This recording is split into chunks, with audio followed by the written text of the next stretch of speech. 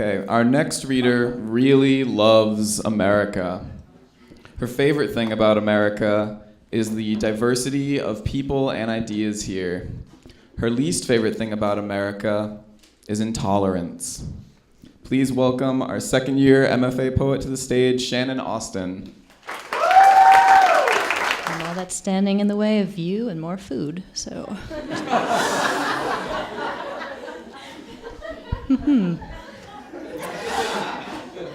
I won't try. I'll try not to be too long. So I have a few poems that I'm going to read tonight. Between the red beams. Mercury slipping through silver tines, cream cradled in the bed of a spoon, looking in on itself concave. The coroner finds toothpicks in my abdomen, drawing leaves in syrup. The red beams between my thighs are wires wrung from chicken coops, ends severed by the edge of a scissor, feathers stamped in mud. My feet plant over the skull of an eggshell. I am inside it, quieting my breath. Salt and the shore and the sirens, before the ships, the promise of a song, the tune and imprint on my lips, breath before words, taste buds stark against the tongue. I read the bumps like Braille before the taste sets off an alarm. I am the cartoon spiral curling from the windowsill. My body rises, changes, fluid to air, evaporates. Red beams above my head, halo or horn, I wear both and become the words, and either way am saved. Between, I am the space unseen, the mouth of the beam.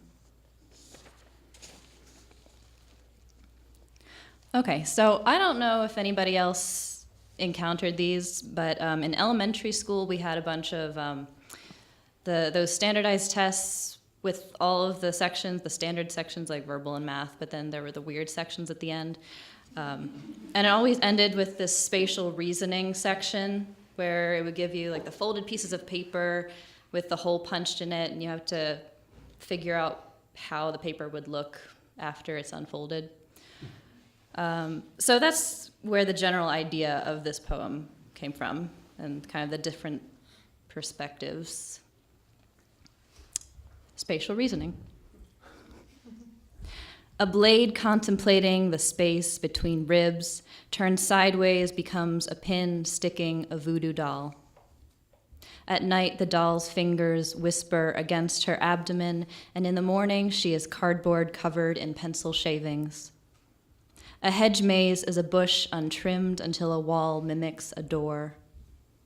Triangles cut in the bellies of pages create snowflakes, and mountains folded along the crease of the horizon form shadows on lakes. Pretend you are paper folded twice. Punch a hole in one limb, and it will infect every side.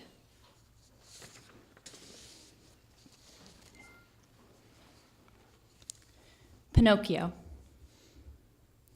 Lumber carries truth in its rings, ripples through placid water. Circles tell stories spooling from the middle, ending with exposition. There was a boy who told lies until his nose grew into an elm. Birthdays become bullseyes, each year a larger mark. Geppetto's heart told his brain fairy tales. It couldn't remember what color were the boy's eyes, how did they escape the whale? Saplings make better arrows than targets. Did they escape the whale? Geppetto's brain taught his heart recitation, you are real, you are real, you are real. His hands riddled by splinters. He doesn't know if this means they are asking questions. What color were the whale's eyes?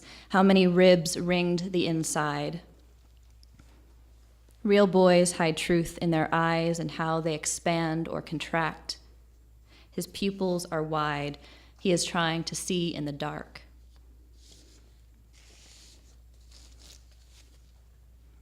I also really seem to like double meanings of words, so that's where this poem comes from.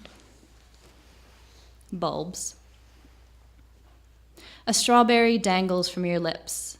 fat red Christmas light unstrung. Its radiance dulls in the grooves of your fingernails as you pick seeds from your teeth. You plant a berry in the frosted ground, it blinks and burns out.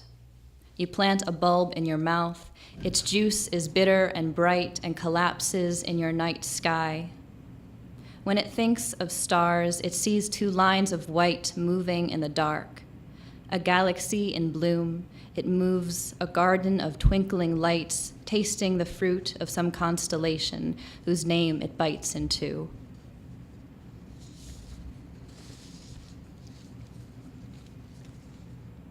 Skydiving.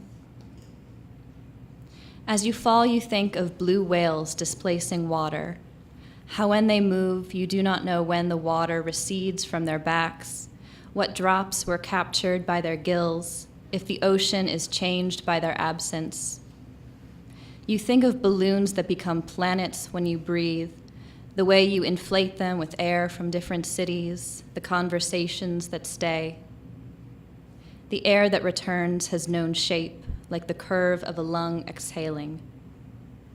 You displace the world by being in it. Your shape remains in the space where you already fell.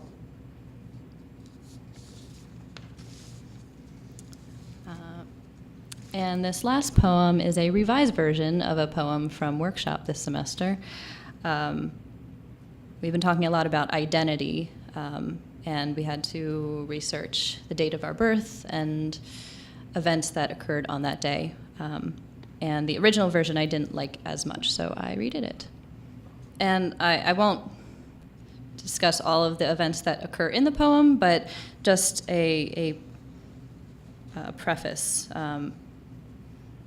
There's a reference to somebody named Bull Shannon, who is a character from the TV show Night Court, who is apparently my namesake, and I'm not sure if that is still a joke or not from my parents.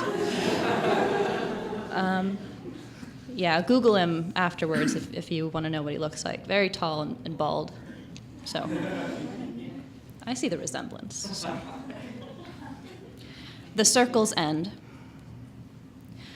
Norma Jean, unlit wick. You feel Anne's crown atop your skull, parapets rising from curls, your view from above, an iron gate confining wheat. A match blackened, ashes to ink, it spills onto Bush's lapels before the page. Gorbachev pens his name, the orb is an eye in a white field. Aliens look down at remnants. From their vantage, smoke signals uncoiling. They don't know how to help. Pop's face as they tell him I'm a girl flickers into a flame. We eat cinnamon buns on Christmas morning, tasting the spirals. Marilyn, made of wax, you burn, and Anne's neck snaps from the weight. Superman throws missiles into the sun. They are not made of steel, but they know what it means to be weakened by their own planet's soil. Rainy Friday in June, a farmer sees circles, his view from below, a labyrinth with no center. The Minotaur must be somewhere.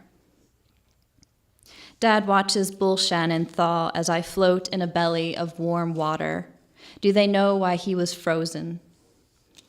We eat cinnamon rolls on Christmas morning. They spin in our stomachs like clocks. Stars are candles already blown out, their light a second spark ignited. Again and again, I draw whirlpools in dust that are mistaken for flying saucers. Thank you.